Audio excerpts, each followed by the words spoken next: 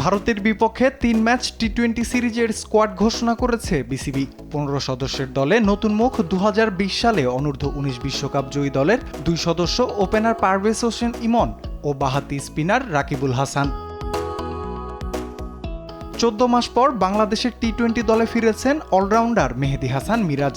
২৬ বছর বয়সী এই অলরাউন্ডার এই সংস্করণে সবশেষ খেলেছেন গত বছরের জুলাইয়ে।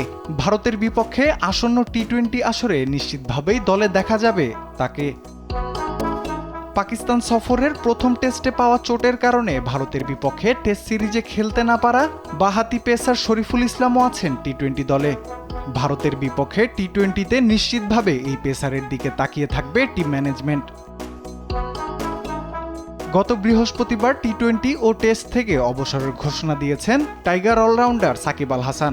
কানপুরে সংবাদ সম্মেলনে সাকিব জানিয়েছেন, গত জুনে টি-20 বিশ্বকাপেই বাংলাদেশের হয়ে এই সংস্করণে নিজের শেষ ম্যাচটি খেলে ফেলেছেন তিনি। তবে ভবিষ্যতে দলের প্রয়োজন পড়লে সাড়া দেবেন বলেও জানান এই অলরাউন্ডার।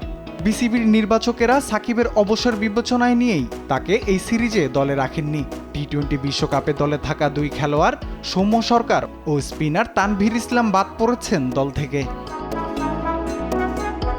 বাংলাদেশ দলের টি-20 স্কোয়াডে রয়েছেন অধিনায়ক নাজমুল হোসেন শান্ত, তানজিদ হাসান তামিম, পারভেজ হোসেন ইমন, তাওহিদ হৃদয়, লিটন দাস, মেহেদী হাসান মিরাজ, মাহমুদুল্লাহ রিয়াদ, জাকের আলী, রিশাদ হোসেন, মেহেদী হাসান, তানজিম হাসান সাকিব, মোস্তাফিজুর রহমান, তাসকিন আহমেদ, শরীফুল ইসলাম ও রাকিবুল হাসান।